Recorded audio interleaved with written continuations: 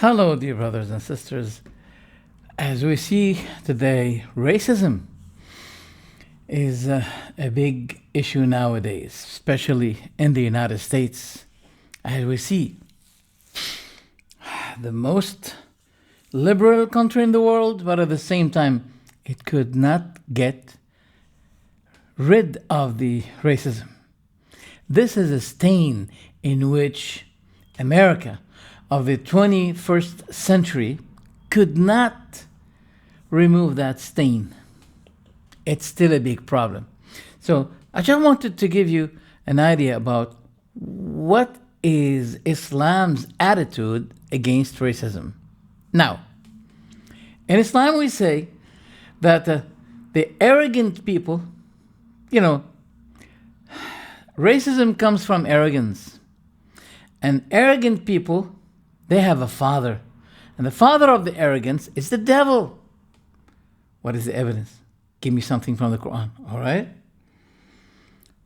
When God ordered the angels to bow down to Adam, the devil refused. So God said to him, What had stopped you from bowing down to the one I ordered you to bow down to? He said, I am better than him. You created me from fire while I created him from dust. So I am better than him. This is the melody. This is the pretext. This is the logo of the devil. I am better than him. So whoever says I am better than that one, he is the spiritual son of the devil. Let's go more. So as I said, racism is arrogance. And God promised something against the arrogant people. Look at that. In the 7th chapter of the Quran, verse 146, where God said, سأصرف عن آياتي الذين يتكبرون في الأرض بغير الحق. I'll turn away from my verses, from my signs, those who are arrogant upon the earth without right. وإن يروا كل آية لا يؤمنوا بها.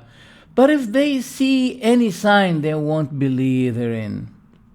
وإن يروا سبيل الرشد لا يتخذوه سبيلا.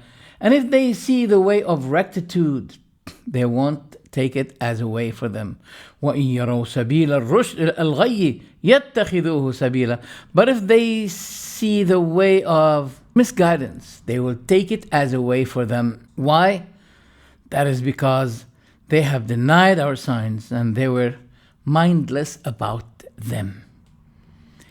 So, as a punishment against those who have arrogance in their hearts, God is punishing them by depriving them from the truth. Moreover, the Prophet said, the one who has what weights a similar weight of atom of arrogance, he will not enter paradise. That means you have to purify your heart, so it will be clear from arrogance at the day of judgment. Otherwise, an atom's weight of arrogance will shackle you from entering paradise. Moreover, the people of Pharaoh, they take themselves as a high-class people, but Musa belongs to the low class of people, the people of Israel. Now that's in the sight of the people of Pharaoh. So what did they say? What was their statement? فَقَالُوا أَنُؤْمِنُ لِبَشَرَيْنِ مِثْلِنَا وَقَوْمُهُمَا لَنَا عَابِدُونَ. They said, should we believe in two men who are just the like of us, while their own people are for us in servitude, the slaves for us? So this man, Moses, belongs to a slave people. They are serving us. Then we believe in this man? See, it's just like some people saying, how do you want us to believe in Muhammad? While he was riding a camel. Well, there was no Oldsmobile at the time. There was no Pontiac. There was no Rolls Royce. So ask those people why they were late in manufacturing this. So the Prophet wouldn't have been using the camel. This is the rhetoric of arrogance. See, at the beginning of the Prophet's prophethood, when he was surrounded by the people of Mecca who were not happy with him, and they saw that their servants, the poor people, the weak people, used to be surrounding him and believing in him. So it became a good idea to the people of Quraysh in Mecca, saying to him, look, Muhammad, you belong to our tribe. And those slaves of us, they're coming to you, filling your assembly. Cast them out, and we'll come to your assembly and listen to you. That was, it had something in the heart of the Prophet. He was thinking about it. Immediately, revelation went down. And the command of God was, keep your eye on those who are supplicating Allah alone, setting no one in their worship to Him. And don't listen to those whom God had diverted their hearts from His remembrance. That means those arrogant people of Mecca. So the Prophet did not listen to them anymore. And he kept those weak and poor people filling his assembly. Abu Sufyan, he was the leader of all the wars against the Prophet. But at the end of the Prophet's period, there was a truce between the Prophet and the people of Mecca. So that person was Abu Sufyan. Abu Sufyan said, since there's a truce between us and Muhammad, let's multiply our trade. He went to Damascus. At that time, a letter from the Prophet Muhammad reached this emperor. And he said to his people, try to look for me anyone who belongs to the tribe of Muhammad in our area, in Damascus. And they found Abu Sufyan. And he was asking him many questions. One of the questions was, who comes to him, who rushes to him and believe him first? The strong people among his community, or the weak ones? He said no, but the weak ones rush to him. Then the emperor said, this is the way of the prophets. The weak and poor people believe in them before the arrogant and the rich one among them. The Prophet said, Allah does not look, that means in consideration, to your images nor to your bodies, but He looks, that means in consideration, to your hearts and to your actions. And arrogance is filth. And the Prophet said, refrain yourself from arrogance and racism, for it is filth. It is a matter of jahiliyyah. It's a matter of ignorance. Well, is there a difference between people? Yes. Are they equal? No. How? First, the most honorable one among you is the one who is most fearful to God. This is how Islam portrayed it. Stereotyped it. You want to be better than me? Fear God more than me. You'll be better. This is how you can be better than me. What did the Prophet say?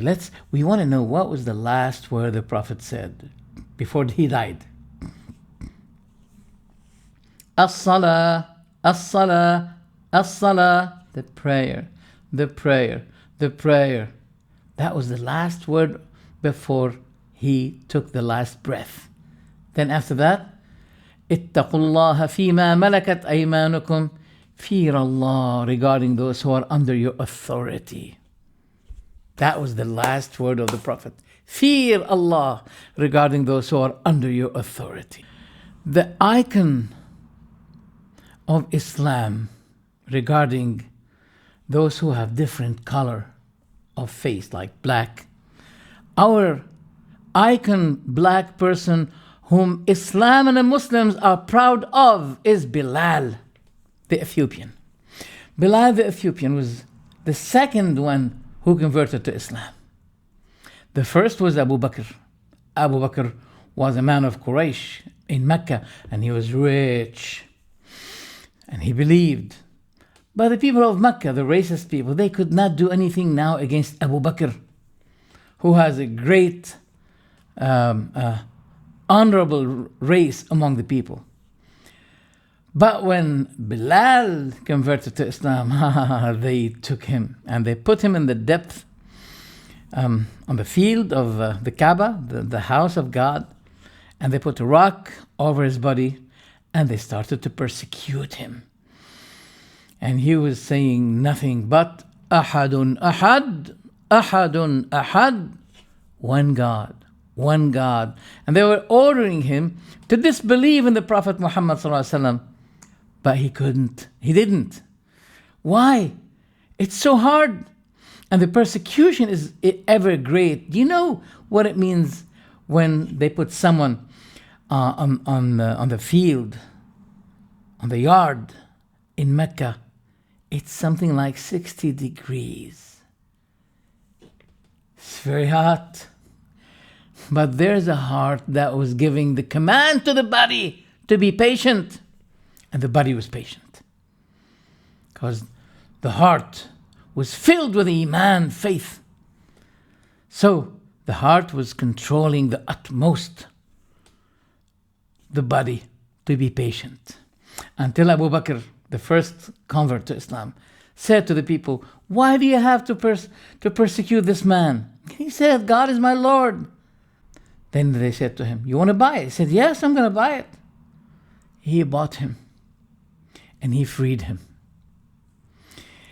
Umar, the second caliph, the second leader after the Prophet's death, he said, we used to say, that means we keep on saying, Abu Bakr is our master.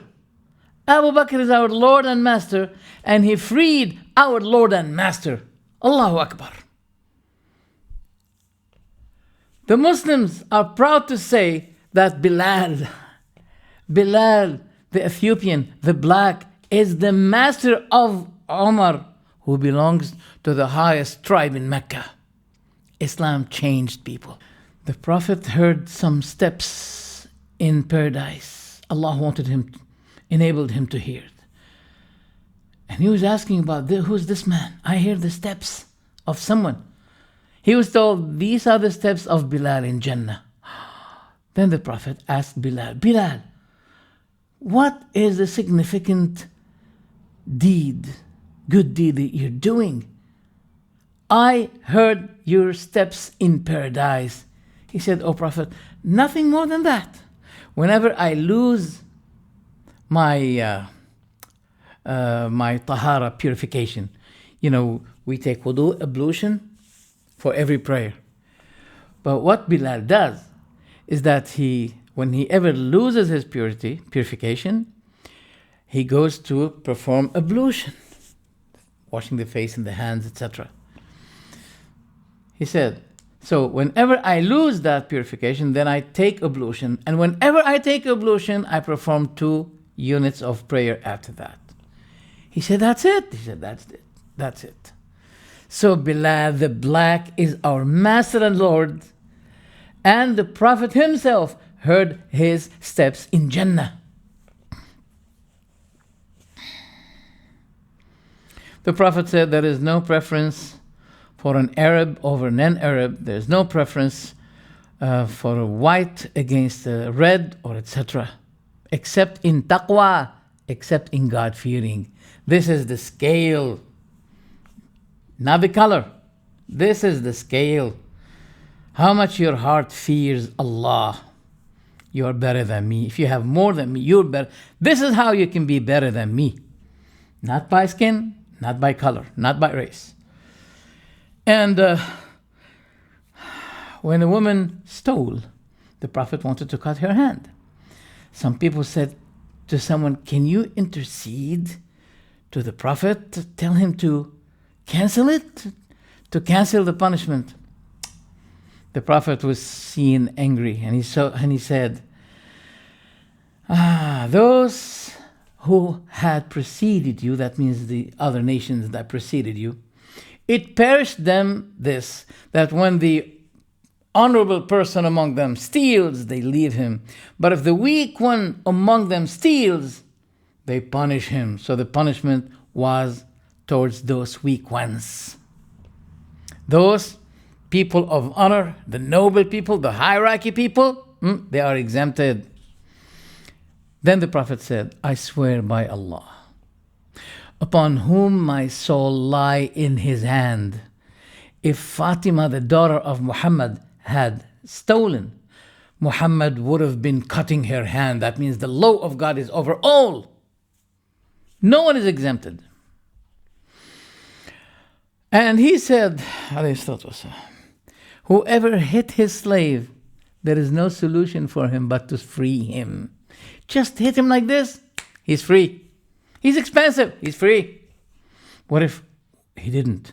If you don't, this is the only way for you to avoid hellfire. Otherwise, you will be scorched with the hellfire. So there is no way for you to expiate that sin. That sin is but to free him. What if someone is a slave and he has some money, he wants to free himself? It is obligatory in Islam. It is obligatory in Islam. One slave wanted to free himself from his master, and he said, I have enough money to free myself from you. He said, no.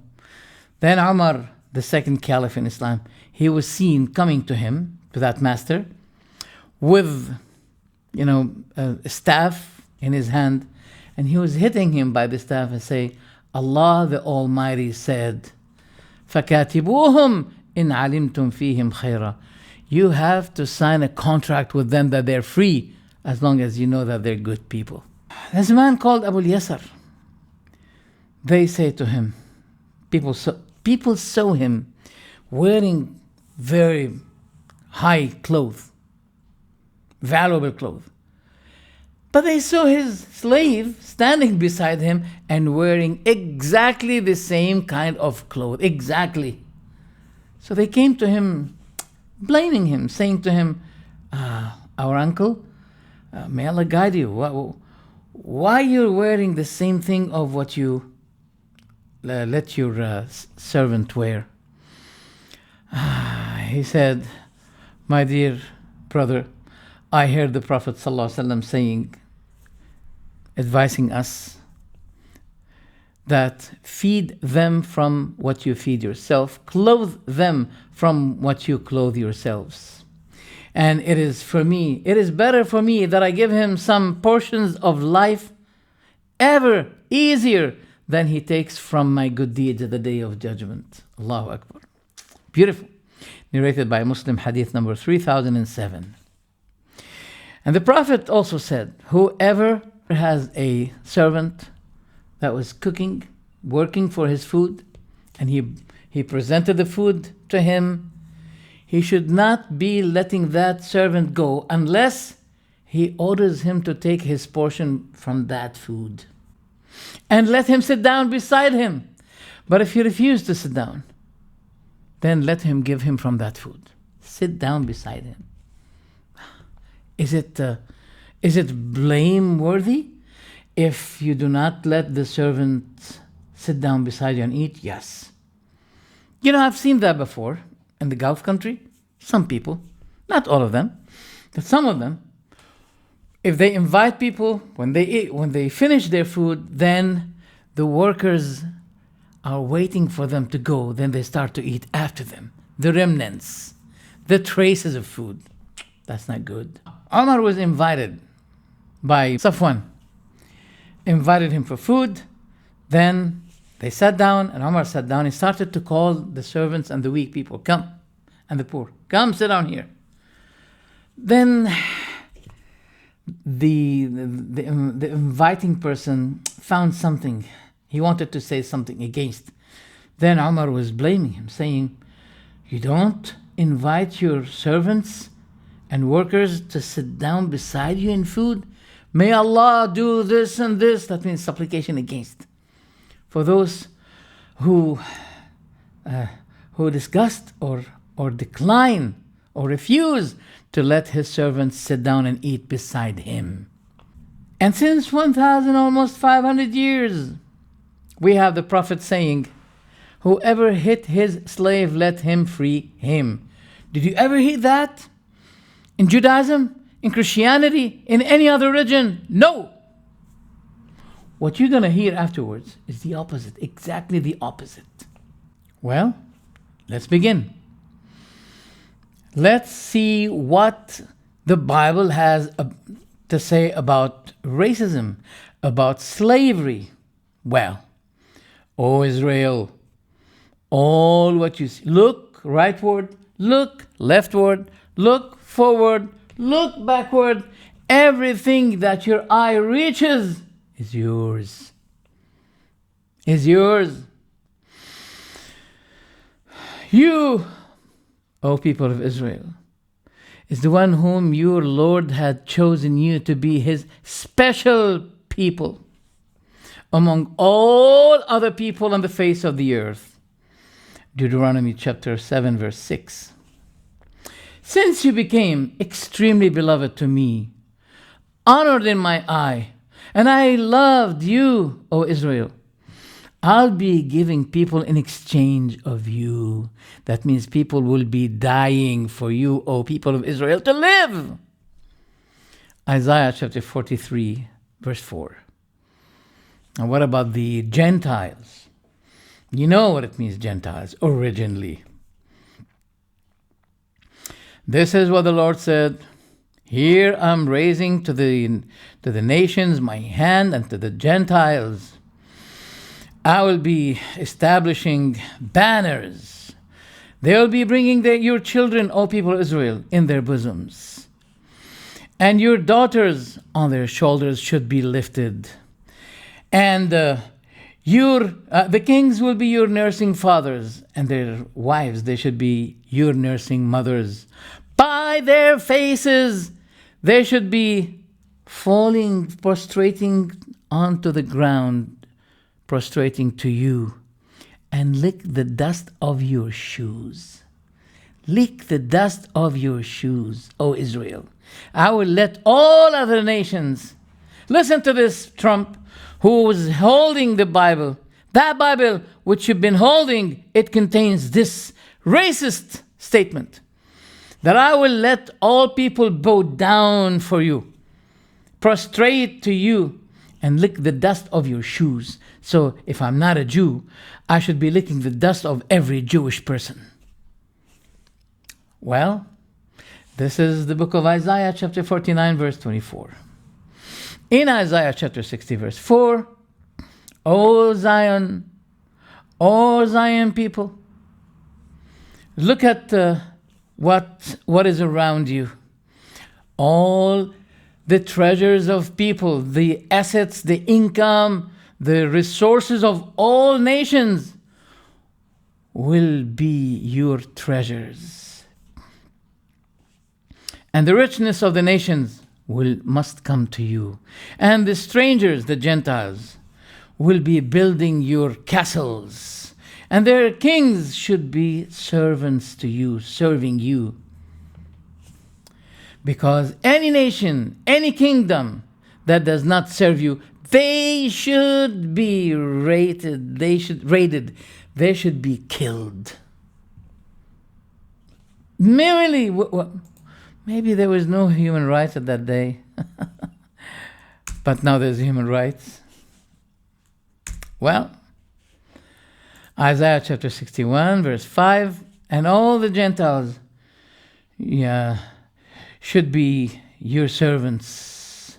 But as for you, O people of Israel, O my special people, you'll be called the priests of the Lord, and you'll be consuming all the treasures of all nations, and you should be dominating them.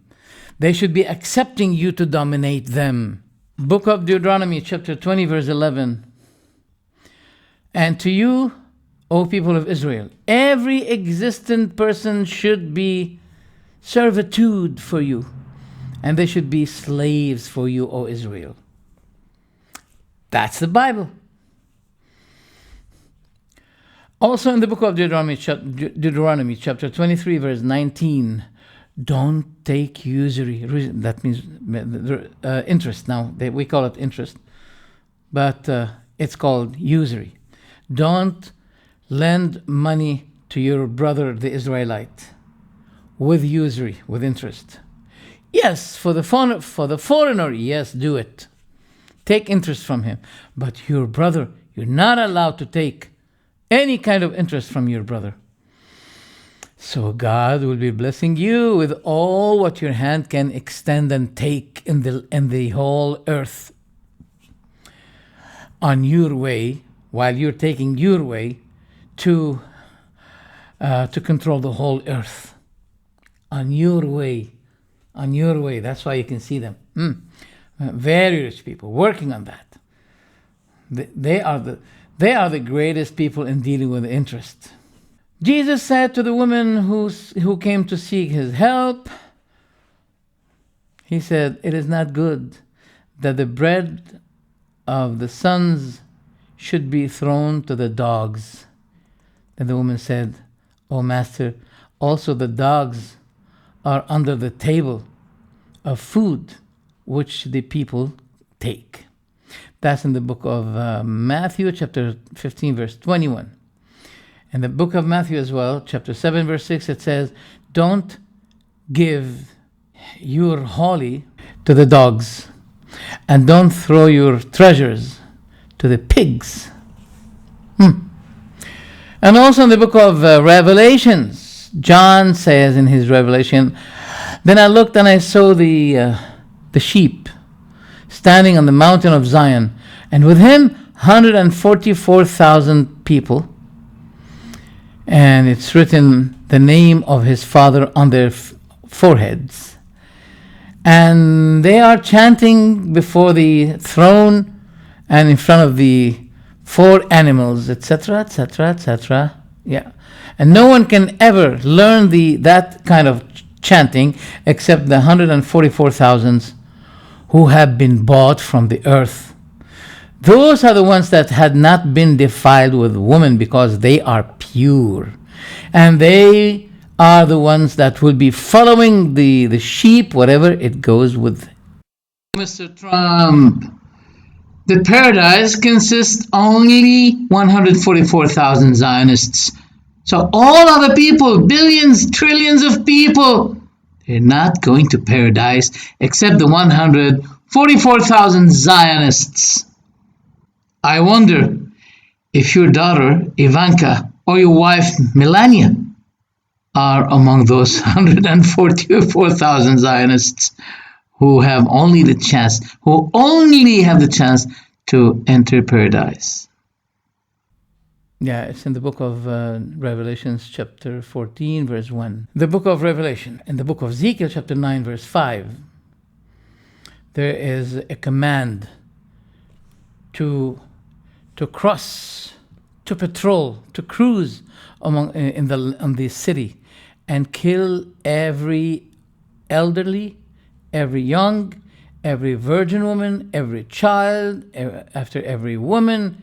It says, kill for perishing. Fill the houses with killing, and don't let your eyes spare. And you should know that I am the Lord. Wow. Can you imagine this? Is this from God? Well, you may say this is the Old Testament. That's not in the New Testament. Well, my dear, when you have the Old and the New both in one holy book, and you raise it like this, just like the way Trump did, so this is a holy book. You don't say, listen, see that book? A part of it is my holy book. But the other part, which is almost 80% of the Bible, it's not mine. It's not holy. You can't say that. This is hypocrisy if you say, well, 20% of that book is holy, but other than that is old and is not holy anymore. That's hypocrisy. It's not the truth. You're holding the whole book as a holy book for you. Anyway, let's see the New Testament. In the book of Galatians, chapter 2, verse 15, we are by nature infallible. not like the other nations, sinners. So they are exempted even from the original sin.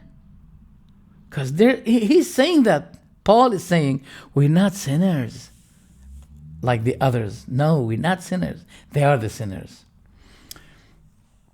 In Galatians chapter 4, verse 22, because it's been written that Abraham had two sons, one from the concubine and the other one from the free. So, the one from the concubine is according to the body, but the one from the free one is according to the promise, because Hagar is enslaved with her sons. Hagar, that means the slave woman, is enslaved with her children. But what the book says, this is what Paul is saying now. He's still speaking. But what the book says, cast out the concubine and her son, because the son of the concubine should never inherit beside the son of the free woman.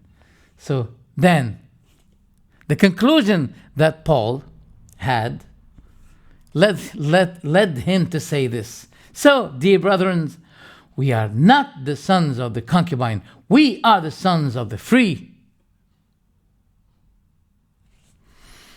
That's the Bible, my dear. That's the Bible that Trump was raising. But that's not the only problem with the Bible. There are many problems in the Bible.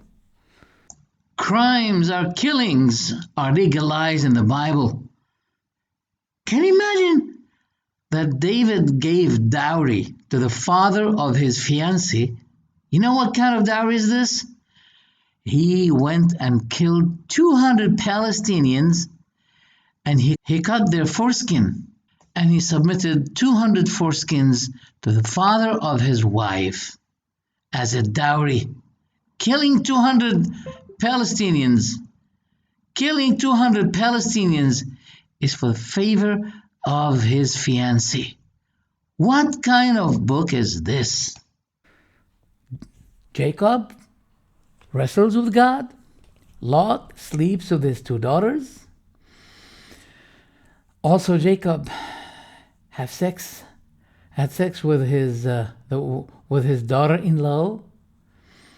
A lot of things, horrible things. Noah walks in his tent naked in front of everybody. Then when his son Canaan, he wanted to cover him, he got angry. He was extremely drunk. And he said, let Canaan be slave of slaves until the day of judgment. He is slave. Let him be slave. What was his guilt? He just wanted to cover your shameful part. No. He shouldn't be covering my shameful part. He shouldn't be covering my private part. He should have let me. And guess what? And Noah said, regarding my other sons, may God bless them, but let Canaan be the slave of slaves.